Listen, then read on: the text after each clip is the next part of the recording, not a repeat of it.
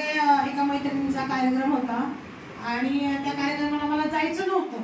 मी टाळाटाळ करत होते आणि काही गोष्टीपासून तिचं आणि माझं खटकलेलं होतं आणि मला जायचं नव्हतं. पण तरी देखील एक मन म्हणत होतं की तू तिथं जा आणि असं वाटतं की मी ते वॉटर प्लांट आहे ना त्याचं ATM ते चालू केलं होतं, त्याचं उद्घाटन होतं आणि त्याला जायचं होतं मला.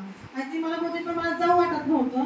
पण एक मन होत होतं जा आणि एक मन होत होतं नको. तर मी परमेश्वराला म्हटलं की देवा मला जायची इच्छा नाही आहे, पण तू काय म्हणत असतं. तर मला नंतर असं वाटलं की मी फक्त जाऊन नुसतं यावं की मी आले हे दाखवायला.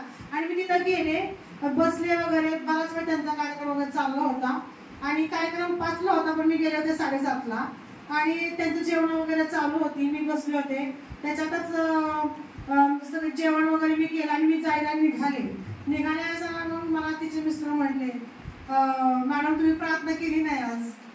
तर मला इतकं म्हणजे हे झालं ते की कारण मी ज्यावेळेस मागच्या वेळेस त्यांच्या घरामध्ये प्रार्थना केली होती, जेव्हा कोरोनाचा काळ चालू होता तेव्हा मी त्यांच्या घरी जाऊन प्रार्थना केली होती.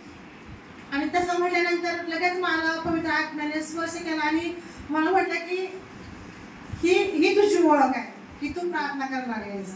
आणि मला अशा शहारे यायला लागल्यात. जेव्हा मी त्यांच्यासाठी त्या प्लॅनसाठी प्रार्थना करत होते तर ते मला म्हणत होते की तुमच्या प्रार्थनेने मला फरक पडतो आणि म्हणून मी तुम्हाला सांगितलं की मला माझ्यासाठी प्रार्थना करा, ह्या प्लॅनसाठी प्रार्थना करा. आणि मी देवाचे खरंच खूप आभार मानते. मी जेव्हा त्यांच्यासाठी प्रार्थना करत होते, त्यांच्या फॅमिलीसाठी प्रार्थना करत होते, तर अक्षरशः त्यांच्या डोळ्यात 2-2 धारा चालल्या होत्या. आणि मी परमेश्वराच्या नावाला धन्यवाद देते की परमेश्वराला त्यांनी स्थान दिलं तिथं, त्यांनी प्रार्थना करून घेतली तर खरोखरच परमेश्वर त्यांच्या बरोबर आहे असा माझा विश्वास आहे. मग त्यांनी मला सांगितलं की मी तुम्हाला प्रार्थना करायला का सांगितली, तर ज्यावेळेस मी कोरोनाच्या काळामध्ये त्यांच्या घरात प्रार्थना केली होती त्याच्यानंतर त्यांच्या घरातील परिस्थिती बदलली होती आणि त्यांचं घर जे छोटं होतं ते त्यांनी मोठं करून वर पण एक घर बांधलं होतं. तर ह्या सगळ्या गोष्टी मी परमेश्वराच्या नावाला धन्यवाद देते की परमेश्वर प्रार्थनेद्वारे त्यांच्या जीवनामध्ये काम करत आहे आणि परमेश्वराची ओळख त्यांना होत आहे, त्या परिवाराला त्याची ओळख होत आहे.